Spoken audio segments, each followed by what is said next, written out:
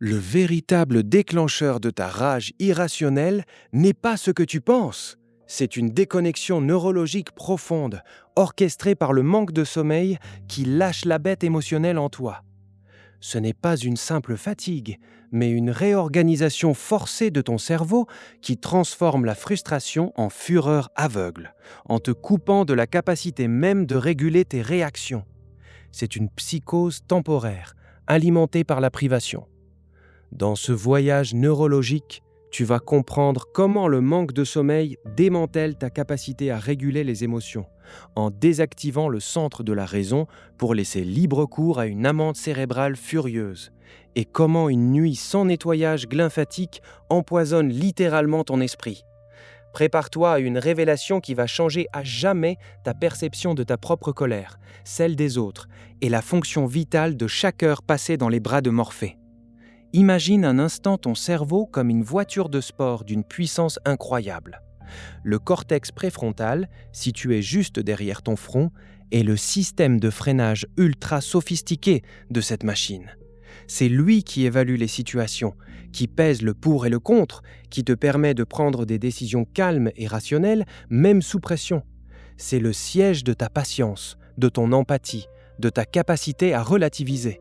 Maintenant, au cœur de ton système limbique, niché comme une petite amande, se trouve l'amygdale. Elle, c'est l'accélérateur, le centre de l'alarme, la génératrice des émotions primitives, la peur et bien sûr la colère. L'amygdale ne réfléchit pas, elle réagit. Elle est conçue pour te faire fuir ou te battre face à un danger imminent, sans poser de questions. En temps normal, ton cortex préfrontal et ton amygdale travaillent en tandem. Le préfrontal reçoit le signal d'alarme de l'amygdale, l'analyse, puis décide s'il faut appuyer sur le frein ou laisser l'accélérateur enclenché. C'est un équilibre délicat, une conversation constante entre la raison et l'instinct. Mais que se passe-t-il lorsque tu manques de sommeil ? C'est là que la science devient fascinante et un peu effrayante. La privation de sommeil, même une seule nuit de sommeil insuffisant, affaiblit considérablement la connexion entre ton cortex préfrontal et ton amygdale. Ce n'est pas juste une diminution, c'est une déconnexion partielle. Ton système de freinage se retrouve saboté. Les recherches sont éloquentes. Une étude pivot de Walker et Van der Helm en 2009 a démontré, grâce à l'imagerie par résonance magnétique fonctionnelle, que le manque de sommeil intensifie l'activité de l'amygdale face à des stimuli émotionnels négatifs, tout en réduisant l'activité régulatrice du cortex préfrontal. En d'autres termes, sans sommeil, ton accélérateur est à fond et tes freins sont débranchés. Tu deviens hypersensible aux menaces perçues, aux frustrations, aux petits désagréments du quotidien. Le moindre retard, la plus petite critique, un embouteillage inattendu, une remarque anodine, tout cela peut déclencher une réaction émotionnelle démesurée, une explosion de colère que tu ne parviens plus à contrôler. Ton cerveau t'abandonne à la merci de tes impulsions les plus primaires. C'est une transformation radicale, une psychose éveillée où le raisonnement logique cède la place à la fureur brute. As-tu déjà connu ces moments où tu te sens bouillonnant, prêt à exploser pour la moindre peccadille ? Où ton irritabilité est une bulle prête à éclater au moindre contact ? Avant de comprendre cela, tu pensais peut-être que tes réactions étaient dues au stress de la journée, à la personnalité difficile de quelqu'un ou simplement à un mauvais jour. Maintenant, tu sais que c'est une prise de pouvoir brute de l'amygdale, un cerveau qui fonctionne en mode danger alors qu'il n'y en a pas. Imagine, avant de comprendre cette science, tu es au volant, coincé dans le trafic. Un conducteur te coupe la route sans prévenir.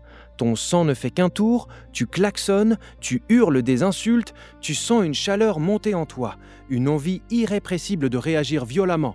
C'est ton amygdale qui a pris les commandes, voyant l'autre conducteur comme une menace, ton cortex préfrontal étant trop fatigué pour intervenir.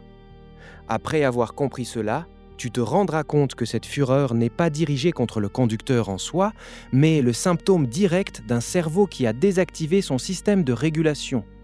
Ton corps et ton esprit sont en mode survie, même face à une infraction mineure au code de la route. Et ce n'est que la première partie de l'histoire. Il y a un autre mécanisme, souvent sous-estimé, qui aggrave cette tempête intérieure, le système lymphatique. Pendant que tu dors, et surtout durant les phases de sommeil profond, ton cerveau ne se contente pas de rêver. Il active un processus de nettoyage incroyablement sophistiqué. Le système lymphatique est comme un service de voirie nocturne pour ton cerveau. Il utilise le liquide céphalorachidien pour rincer les toxines accumulées pendant ta journée d'éveil. Parmi ces toxines, il y a des déchets métaboliques neuronaux, y compris ceux qui peuvent perturber le fonctionnement optimal des neurotransmetteurs et des cellules cérébrales. Quand tu ne dors pas assez, ce système de nettoyage est gravement compromis. Les toxines s'accumulent, un peu comme des ordures qui s'amoncellent dans une ville sans éboueur. Et ces toxines ne se contentent pas de traîner, elles affectent directement la clarté de ta pensée, ta capacité de concentration et surtout, elles peuvent amplifier les signaux de stress et d'irritabilité.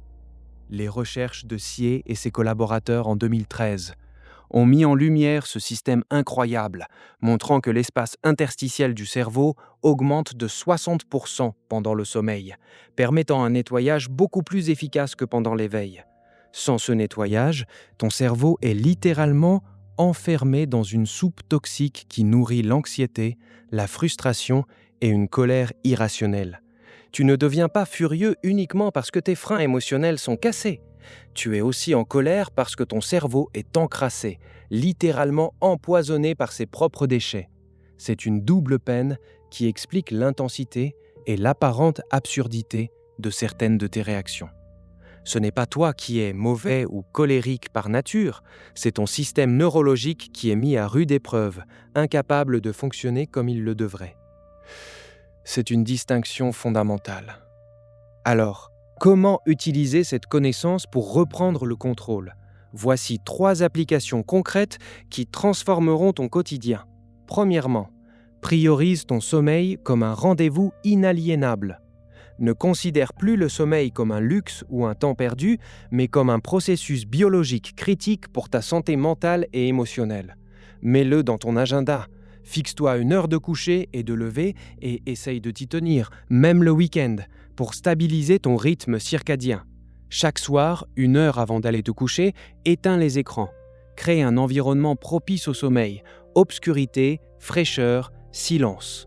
Le but n'est pas d'être parfait du jour au lendemain, mais de construire une routine où tu te donnes les meilleures chances d'atteindre tes 7 ou 8 heures. Attends-toi à une réduction significative de ton irritabilité et une amélioration de ta capacité à gérer les conflits dès les premières nuits complètes.